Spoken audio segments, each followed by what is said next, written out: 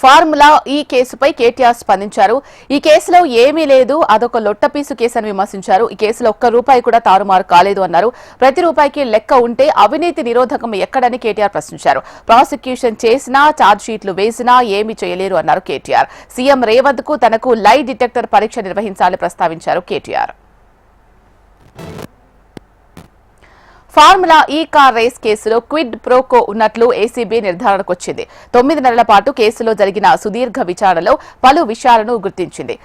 ఈ రేస్ నిర్వహణ క్రమంలో హెచ్ఎండీఏకు 75 కోట్ల నష్టం వాటిల్లగా ఫార్ములా ఈ ఆపరేషన్స్ సంస్థ 46 కోట్లు లబ్ధి పొందినట్లు ఏసీబీ గుర్తించింది. క్విడ్ ప్రోకో ద్వారా 44 కోట్ల విలువైన ఎలక్ట్రోలర్ బాండ్లు బీఆర్ఎస్ కు సమకూరినట్లు ఏసీబీ ప్రధానంగా ఆరోపిస్తూ వస్తోంది. ఈ నేపథ్యంలోనే కేటీఆర్ తో పాటు ఇతర నిందితులపై అభియోగాలు నమోదు చేసేందుకు అనుమతించాలని ఏసీబీ ప్రభుత్వానికి లేఖ రాసింది. కాగా కేసులో A1 కేటీఆర్ కాగా A2 అరవింద్ కుమార్, A3 గా హెచ్ఎండీఏ అప్పటి చీఫ్ ఇంజనీర్ బిఎల్ఎన్ రెడ్డి ఉన్నారు.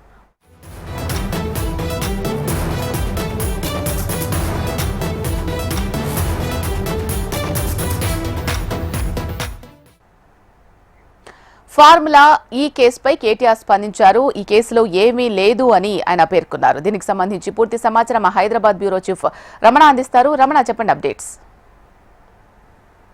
కేసు సంబంధించిన ఏదైతే విచారణ ముగిసింది కాబట్టి దానికి సంబంధించి ప్రాసిక్యూషన్ చేయడానికి అనుమతి ఇవ్వాలంటూ ఏసీబీ ప్రభుత్వం నివేదిక ఇచ్చింది. ఆ నివేదిక ద్వారా అంటే నివేదికను గవర్నర్ కు పంపిన తర్వాత అప్పుడు కేసులో ప్రాసిక్యూషన్ అనుమతి ఇచ్చే అవకాశం అయితే ఉంటుంది. ఈ నేపథ్యంలో ఈ మొత్తం వ్యవహారంపై నిన్న కేటీఆర్ మాట్లాడారు.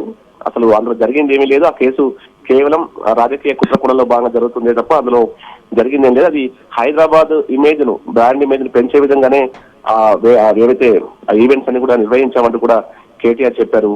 అందులో ఎక్కడా కూడా మిస్యూజ్ జరగలేదు అనేటువంటి విషయాన్ని ఆయన చెప్పే ప్రయత్నం చేశారు. కానీ ఏసీబీ చెప్తుంది ఇది క్విడ్ ప్రోకో ప్రకారం జరిగింది. ఆ క్విడ్ ప్రోకో ప్రకారం అంటే ఏదైతే స్పాన్సర్షిప్ చేసిన సంస్థ ఉందో ఆ సంస్థకి మేలు చేకూర్చే విధంగా ప్రభుత్వం అది ఎలాంటి అనుమతులు లేకుండానే నిధులను సమకూర్చింది.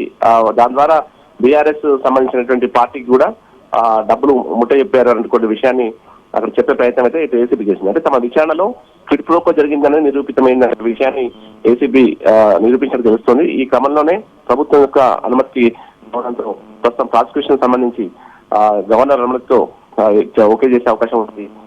ఈ సందర్భంగా ఇది రాజకీయంగా కూడా, ఎందుకంటే ఆల్రెడీ మనం చూస్తున్నాం ఫోన్ ట్యాపింగ్ వ్యవహారం కావచ్చు, మిగతా కాళేశ్వరం ఇలాంటివన్నీ పొలిటికల్ కూడా ఎలాంటి ఈటలు పెంచుతున్నాయో ఇప్పుడు మళ్ళీ ఈ కార్ రేస్ సంబంధించిన వ్యవహారం కూడా సేమ్ మెట్లెక్కబోతున్న నేపథ్యంలో కేటీఆర్ అయితే అసలు ఎక్కడా కూడా మేము భయపడాల్సిన అవసరం లేదు, న్యాయం అంటే సంబంధించి తేల్చుకుంటామని స్పష్టం చేశారు. Sheela. Right, thank you Ramana.